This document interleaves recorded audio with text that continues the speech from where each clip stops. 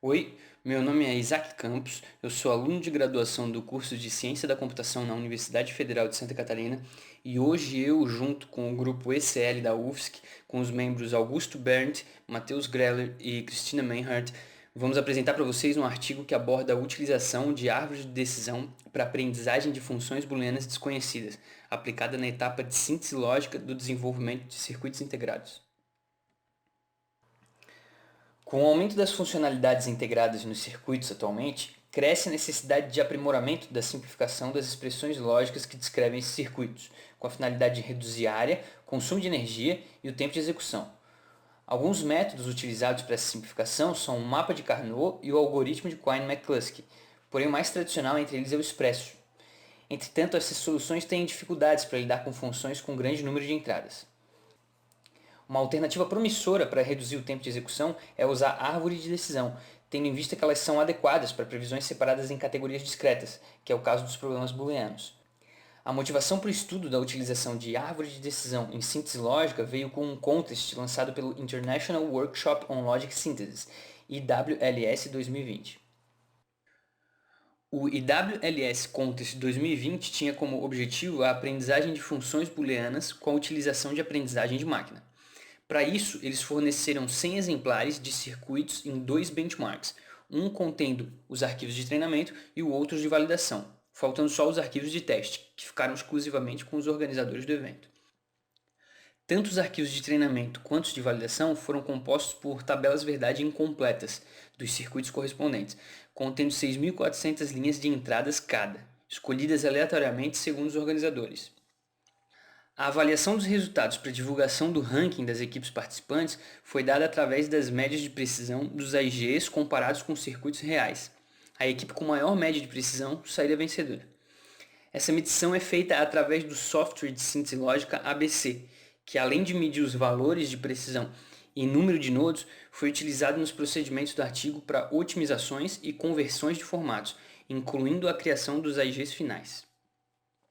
Sendo assim, motivado pelo Contest IWLS, nosso artigo tem como objetivo avaliar métodos de árvore de decisão na aprendizagem de funções booleanas desconhecidas, mostrar aplicações para minimização lógica de funções incompletas e comparar os seus resultados com o que foi obtido a partir do algoritmo do expresso, levando em consideração o número de portas lógicas e a precisão da solução. Antes de se iniciarem os métodos de aprendizagem das árvores, o Expresso foi executado para gerar as simplificações que seriam usadas como base para todo o restante do processo. As duas ferramentas escolhidas para executarem o processo de aprendizagem foram o C5.0 e o Scikit-learn, abreviado aqui como o SK. O C5.0 é a versão atualizada de uma conhecida e tradicional ferramenta de árvore de decisão, que é o C4.5. Já o Scikit-learn é uma biblioteca em Python que implementa o algoritmo CART para árvores de decisão. Os dois funcionam de maneira bem parecida, mas não idêntica. Isso vai se confirmar com os resultados apresentados depois. Depois de executar os algoritmos, mais uma conversão foi necessária, dessa vez pelo fato do ABC, software usado para gerar os AGs, não conseguir ler entradas em formato de árvore. Para isso, um arquivo intermediário que pudesse ser lido pelo ABC precisou ser criado. Devido à facilidade de conversão das árvores em equações booleanas, soma de produtos ou produto de somas, o formato escolhido foi o EQN, que representa essas equações.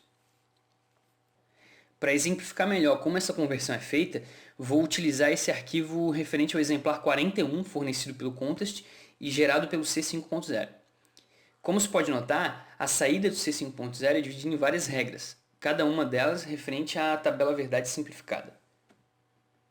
O valor das classes de cada uma das regras indica o resultado de saída da equação, dados os valores de entrada vistos logo acima. Como os valores das classes dessas duas primeiras regras da imagem são zero, o exemplo que vai ser mostrado aqui se refere ao produto de somas, que considera as saídas em zero. Dessa forma, a gente tem x3 ou não x4, lembrando que bits 1 representam negação no produto de somas, ou x5, ou x6, ou x9. E aplicando o mesmo processo para a regra 2, a gente obtém esse resultado. Como pode ser visto no fluxograma, a partir da árvore do C5.0 foram feitos a soma de produtos e o produto de soma. Para uma tabela verdade completa, isso não seria necessário, tendo em vista que os dois casos seriam equivalentes. Mas como as tabelas verdade em estudo são incompletas, a soma de produto resultante de um benchmark pode criar saídas diferentes do produto de soma para a mesma entrada. Sabendo disso, os dois modelos foram analisados com o intuito de saber quão diferentes as médias de precisão poderiam ser. Além disso, outra estratégia foi pensada utilizando esses dois modelos de equação booleana, numa tentativa de reduzir ainda mais o erro gerado. Recebendo soma de produto e produto de soma como entrada e adicionando uma porta lógica SHOR e um MUX, foi criado um sistema de desempate para os casos em que os modelos geram saídas distintas para a mesma entrada. O bit de saída da SHOR funciona como o seletor do MUX. Se soma de produto e produto de soma são iguais, a saída é zero e o valor que se propaga é o resultado da soma de produtos. Já para o caso das entradas serem diferentes, a saída da SHOR é 1 e o resultado propagado é o valor da default class. Essa default class é encontrada no arquivo de saída do C5.0, aquele mesmo que continha as regras para a criação das EQNs visto anteriormente. Ela contém o valor do bit que mais se repete como saída da tabela. Dessa forma, por inferência estatística, tem mais chance de acerto para os casos de empate quando esse valor é gerado na saída. Por fim, uma figura de mérito que considera a média de nodos e de precisão das estratégias adotadas foi criada para melhor interpretar os dados. Esse valor é obtido através da divisão da média de nodos pela de precisão e pode ser interpretada como o custo em nodos para cada ganho unitário na taxa de acerto. Um detalhe importante que deve ser ressaltado é o fato de o Expresso não ter finalizado a simplificação de todos os benchmarks. As tabelas verdade com inputs acima de 500 bits não terminaram a tempo para o contest, e isso demonstra uma deficiência do algoritmo quando submetido a circuitos muito grandes. Os resultados apresentados no artigo consideram apenas os 85% de benchmarks que foram finalizados pelo Expresso, tendo em vista que o objetivo do artigo não incluía o tempo de execução dos métodos, mas sim as suas precisões e o número de nodos. A tabela à esquerda apresenta os valores dessas médias. Para os nodos, o método que saiu melhor foi a soma de produtos gerada pelo C5.0, que obteve 56,39 nodos por exemplar em média. Em relação à média de precisão, o scikit-learn ficou acima dos outros casos, chegando aos 81,58% de acertos quando comparado com os arquivos de validação. Mas para isso o número de nodos gerados por ele ficou muito acima do que foi visto no C5.0. Com a figura de mérito, podemos observar que quando tanto a precisão quanto a área do circuito são relevantes, o C5.0 traz melhores respostas. E para os casos em que se deseja um melhor desempenho independente do tamanho do circuito, o SK é a melhor opção.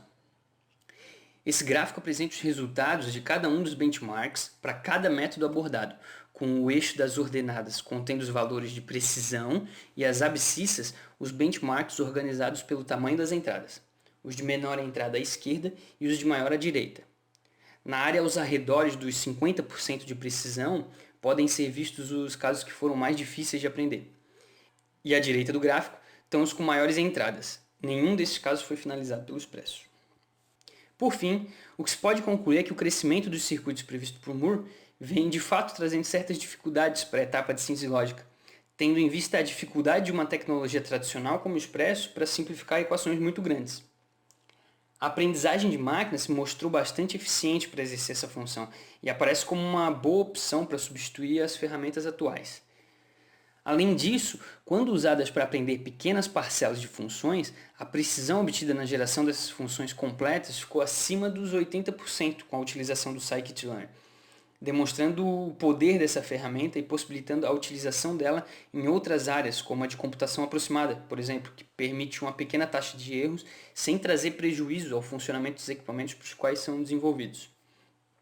Para trabalhos futuros, se pretende aplicar os métodos vistos nesse artigo em diferentes funções, entender melhor as suas facilidades e dificuldades.